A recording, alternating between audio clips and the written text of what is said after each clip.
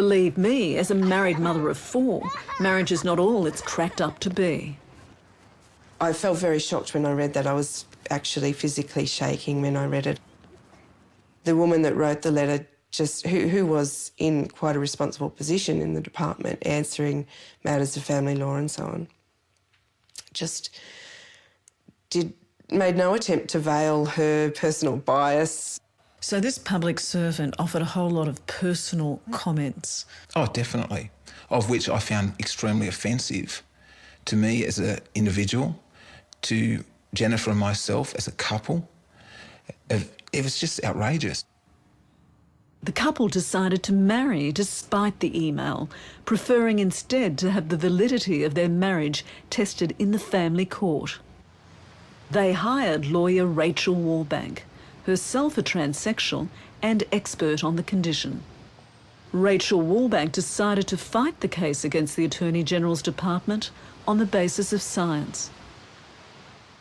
We were able to take the court through a journey, really, a scientific journey that firstly dealt with the kind of diversity in human sexual formation arising from chromosomal diversity as well as bodily formation diversity, to the point where we could deal with evidence concerning brain sex differentiation in the human being. The court was presented with several scientific studies suggesting a biological basis to transsexualism. A Dutch study looking at the hypothalamus of 6 male to female transsexuals found they had similar features to female brains. They examined the part of the brain essential for sexual behaviour and found it was the same size in female transsexuals as it was in other women. In men, this region of the brain, known as the Baird nucleus of the stria terminalis, is much larger. The studies suggested that gender identity develops as a result of an interaction between the developing brain and sex hormones. Other studies supported this theory. In view of all the evidence that I had, there's just no reason to see how it could possibly have been nurture. The things that characterise transsexuals are as much biological as mental, and that's terribly important for the law. So the point I was trying to make in the judgment is that the brain sex theory, the biological-based theory, doesn't seem to have any competitors in terms of explanation. Nobody else is saying, oh, there's this other plausible explanation. In his judgment, Justice Chisholm said it would be wrong to suggest that a person's sex depends on any single factor, such as chromosomes or genitalia. Equally, he said it would be wrong to say it can be determined solely by a person's psychological state or their brain sex. It's not a preference, but it's a sense of who they are that for them seems to be so fundamental that it's not an opinion and that it couldn't be changed. It's just an absolute sense, like a sense perhaps that life's worth living or that one is alive or that you're sitting on a chair. Justice Chisholm also considered Kevin's social standing, the fact he'd had gender surgery and his success in being treated as an infertile man in a Sydney hospital's IVF program.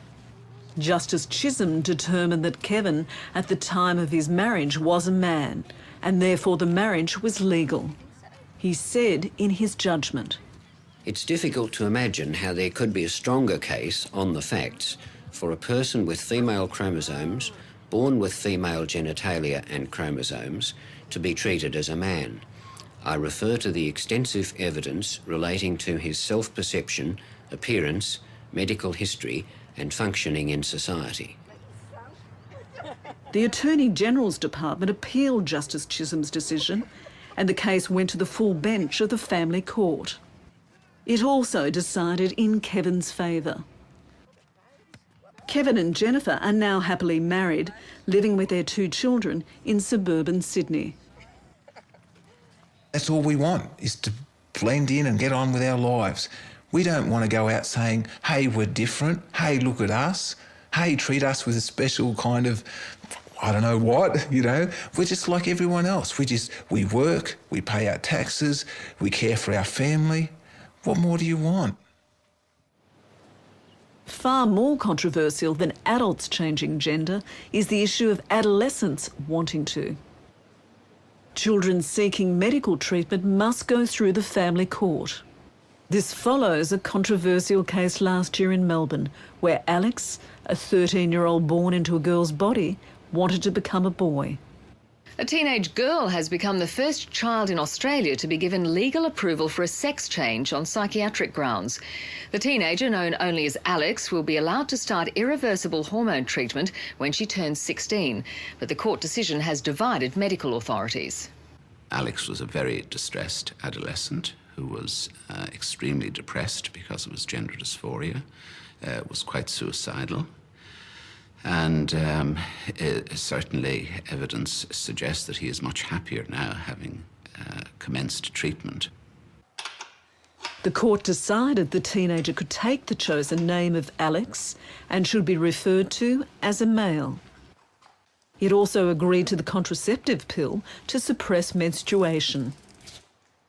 Essentially, I think we saw a very conservative judgment. This was a complex issue. This is a young person already living in a male role. I think what was very positive about it is that it respected the young person's decision to do that and supported that choice, which had already been made. In terms of biological interventions, it was a very conservative approach, using only reversible interventions.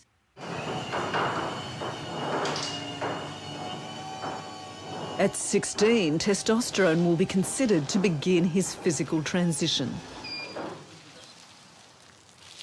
The court found the teenager's desire to be male was most likely due to biology and psychosocial factors. The judge referred to the expert medical evidence in Kevin's case.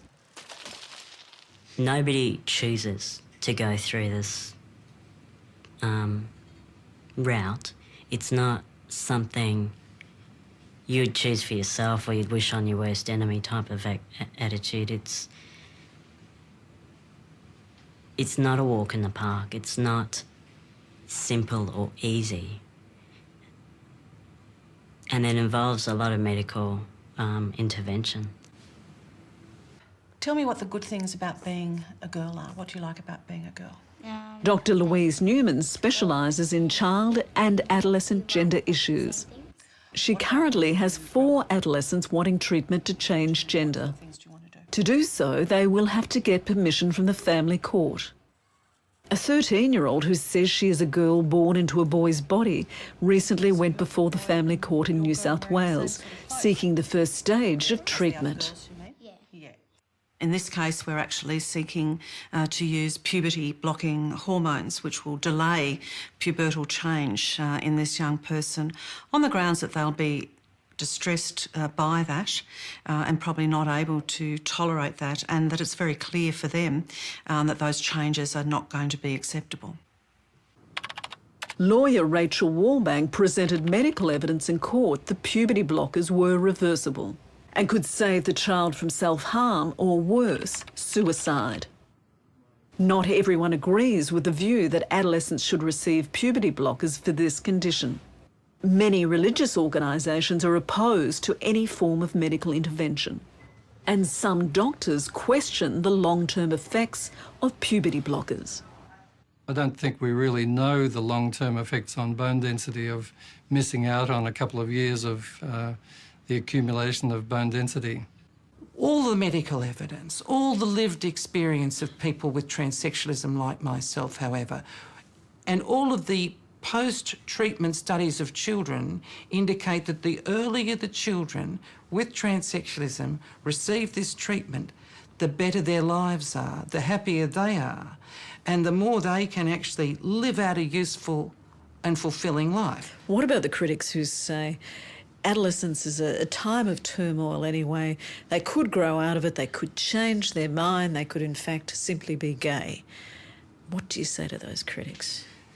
The treatment of transsexualism in childhood is a very conservative process. Usually years go by with the child under the microscope years go by with the child under the microscope before the child's even able to commence on the totally reversible stage 1 treatment. What I say to those people is, please keep an open mind here. It's not within your experience. Transsexualism is not within your experience. It's within mine. It's within the experience of these children. If they don't have the treatment, they're faced with years and years of agony. Professor Gary Warne recently returned from a London workshop looking at the medical management of transsexual children.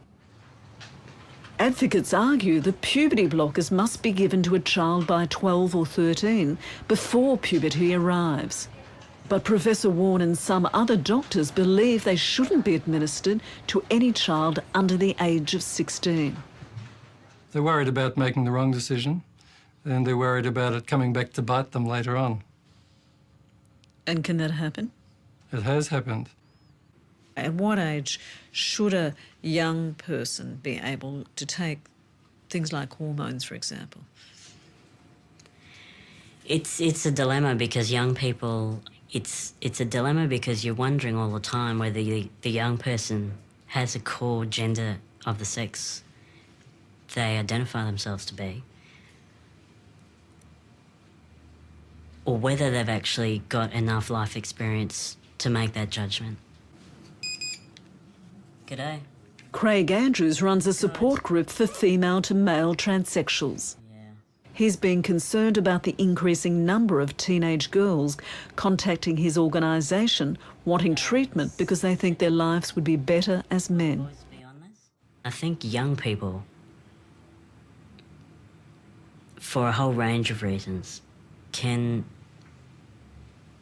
grab hold of answers that might not be answers. 3 weeks ago, Rachel Wallbank's client received permission to have their 13-year-old child treated with puberty-blocking hormones. The lawyer will soon return to court, seeking an order so the parents don't have to go through the family court to access further medical treatment for their transsexual child. The next stage would include oestrogen to feminise the teenager. Rachel Wallbank says if successful, this would be a precedent-setting case, making it no longer mandatory for children to go before the family court for treatment. In my view, once a court hears more complete evidence about transsexualism, the kind of evidence that Justice Chisholm heard in Re-Kevin, then the court will be more comfortable about allowing the treatment of transsexualism in childhood to follow a medical course rather than imposing on the parents of these children the additional burden, financial and mental burden, of having to take the child through a legal process to enable that child to receive the treatment that the child needs. The question whether procedures relating to transsexualism require court approval, I can well imagine might be controversial. And I suppose one might be more... The argument for having it approved by a court would be stronger in the case of irreversible steps like surgery. We think that there must be some compromise that can be reached here whereby the court perhaps agrees to certain guidelines. As science discovers more about what makes a boy and what makes a girl, these difficult decisions may be made a little easier. But for now, we are only just starting to understand how complex the biology is. It certainly isn't as simple as XX and XY.